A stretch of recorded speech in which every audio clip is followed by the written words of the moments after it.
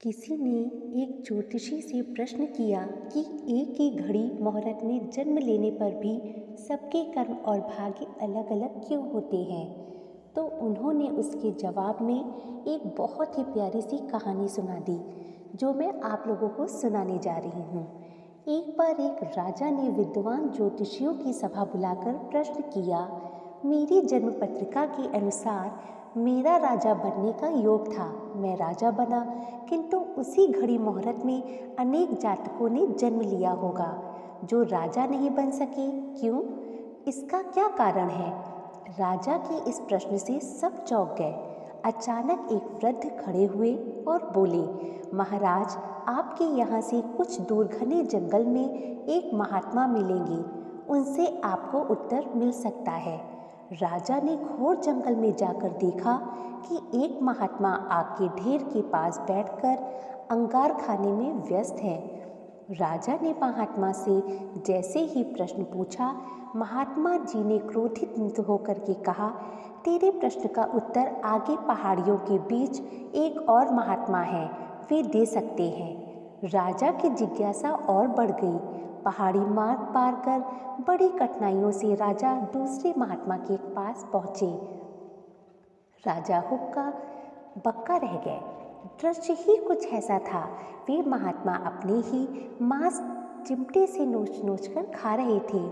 राजा को महात्मा ने भी डांटते हुए कहा, मैं भूख से बेचैन हूँ, मेरे पास समय नहीं है। आगे आदिवासी गांव में एक बालक जन्म लेने वाला है जो कुछ ही देर तक जिंदा रहेगा।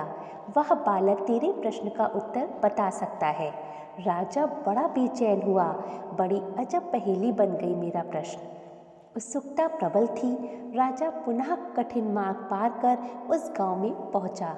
गांव में उस दंपति के घर पहुंचकर सारी बात कही। जैसे ही बच्चा पैदा हुआ, दंपति ने नाल सहित बालक राजा के सम्मुख उपस्थित किया। राजा को देखते ही बालक हंसते हुए बोलने लगा, राजन, मेरे पास भी समय नहीं है, किंतु अपना उत्तर सुन लो। तुम, मैं और दोनों महात्मा 7 जन्म पहले चारों भाई राजकुमार थे। एक बार शिकार खेलते खेलते हम जंगल में 3 दिन तक भूखे प्यासे भटकते रहे। अचानक हम चारों भाइयों को आटे की एक पोटली मिली। हमने उसकी 4 बाटी सेकी।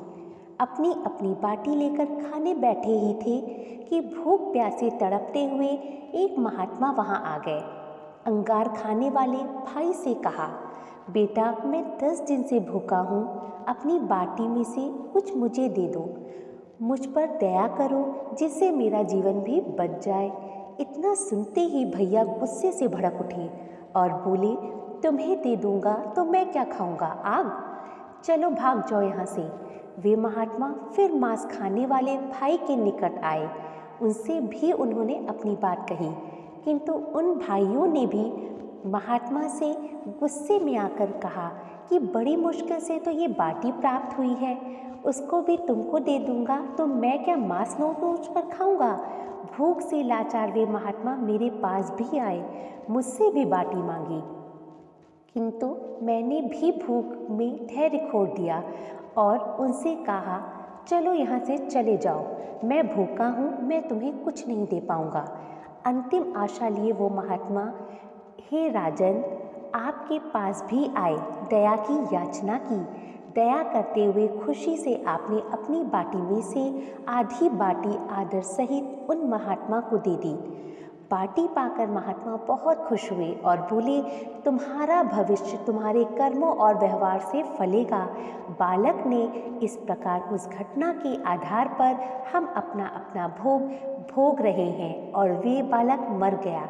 धरती पर एक समय में अनेकों फूल पत्ती खिलते हैं, किंतु सबका रूप रंग गुण आकार सब भिन्न भिन्न होते हैं। राजा ने माना कि शास्त्र भी 3 प्रकार के होते हैं, ज्योतिष शास्त्र, कर्तव्य शास्त्र और व्यवहार शास्त्र। जातक सब अपना किया दिया लिया ही पाते हैं। यही है जीवन। गलत पासवर्ड से दोस्तों एक छोटा सा मोबाइल नहीं खुलता, तो सोचिए गलत कर्मों से स्वर्ग के दरवाजे कैसे खुल सकते हैं। तो हंसते रहिए, मुस्कुराते रहिए, स्वस्थ रहिए और मस्त रहिए। धन्यवाद।